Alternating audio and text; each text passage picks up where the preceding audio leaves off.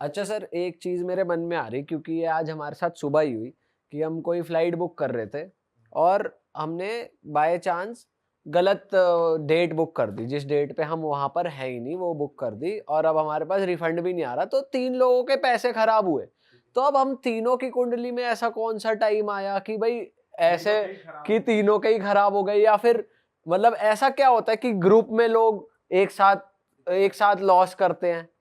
देखो मेन चीज़ क्या है ना, मान लो आप तीनों ने बुक किया, कोई ग्रुप टिकट आपने बुक की, तीनों की बुक की।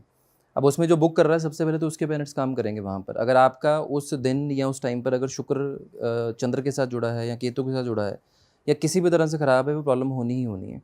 दूसरी चीज़ होती है, अगर आप राहु काल में अगर वो टिकट की बुकिंग कर लोगे तो भी प्रॉब्लम होगी ही होगी। मतलब जिस बंदे ने बुक करी है उसके ग्रह तो खराब है ही। उसकी मेन उसी के पेरेंट्स ज़्यादा काम करेंगे, उसी के प्लैनेट ज़्यादा ज़्यादा काम। काम करेंगे क्योंकि हेड तो वही है ना, बुकिंग वही कर रहा है।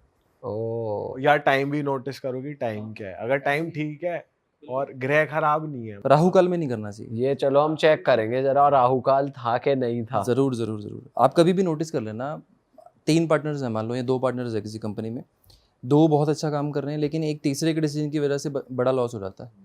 तो वो एक के पेरेंट भी अगर खराब होंगे ना, तो उसमें वो भी प्रॉब्लम करेगा ही करेगा।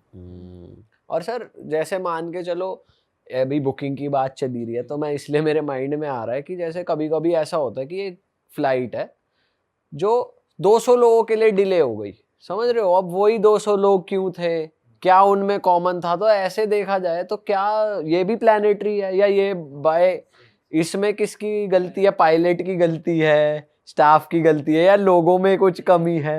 या मौसम विभाग की गलती है किसी नहीं, ऐसी चीज़ नहीं होती। देखो ज्योतिष में ना एक चीज़ हमेशा साथ में चलती है, देश काल परिस्थिति। जब कोई भी चीज़ कॉमनली होती है ना, किसी के लिए भी होती है, जैसे मान लो कोविड के टाइम पे सबके लिए लॉकडाउन हुआ, तो वो सबके लिए कॉमन था। फ्लाइट्स बंद हुई, सबके लिए हुई। एयरपोर्ट्स बंद हुए, सबके लिए हुए।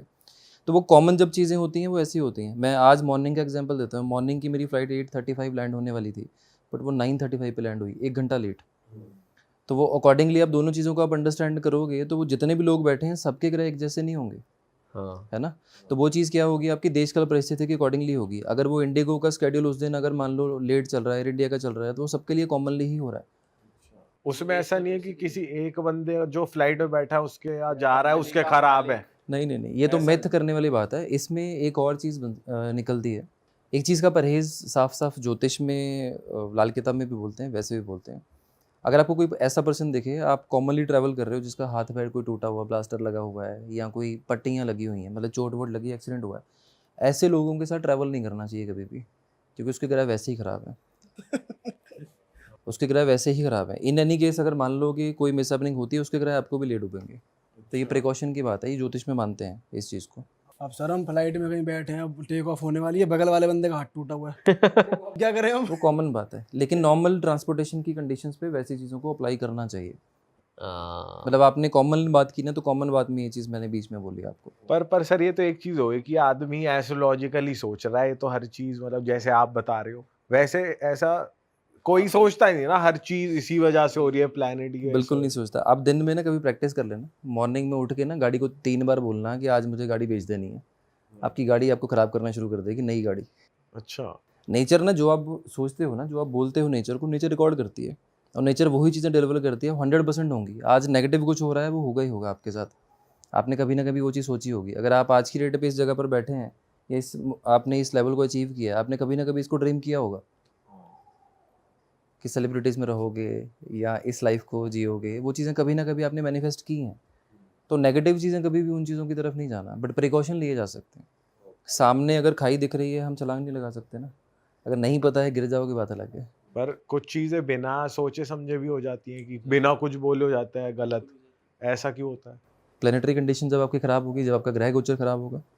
सर अच्छा ये बताओ कि जैसे अभी हम बात कर रहे हैं प्लैनेटरी कंडीशन हाँ की, जी, हाँ जी, हाँ जी। और कभी ऐसा, मैं मतलब मुझे पता नहीं पर मैं अज्यूम कर रहा हूँ कि एक टाइम पे कुछ प्लैनेट्स आपके स्ट्रांग होते हैं, कुछ वीक होते हैं, कुछ खराब इफेक्ट देते हैं, कुछ अच्छा इफेक्ट देते हैं।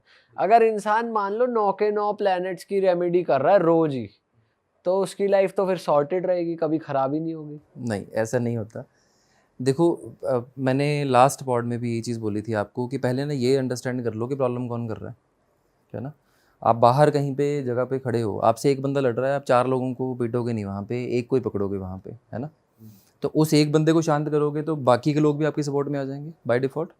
अगर 9 ग्रह आपके हैं, 9 ग्रहों में से अगर आपकी 9 के 9 की रेमेडी कर रहे हो, आप उस ग्रह को छेड़ दोगे जो ग्रह आपके फेवर में है, जो आपको फ़ायदा करने अगर वाला है। हम फायदे करने वाले की फायदे करने वाली रेमेडी कर रहे हैं, हमें पता खराब है। हो सकता अच्छा, खराब हो सकता है। है, खराब हो सकता है। Excess of everything is bad.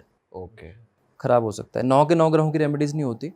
To specific आपको ये अंडरस्टैंड करना पड़ेगा कि आपका ग्रह कौन सा खराब कर रहा है, उसके अकॉर्डिंगली रेमेडी होगी। मैंने लास्ट टाइम भी एग्जांपल दी थी कि केमिस्ट की शॉप पे जाके हम ये नहीं बोलते कि आप ये मुझे मेडिसिन दे दो, आप वही लेकर जाते हो जो आपको डॉक्टर ने बोला है, उतनी ही करते हो। तो 9 ग्रहों की रेमेडीज़ वाले तो बहुत सारे एस्ट्रोलॉजर्स हैं।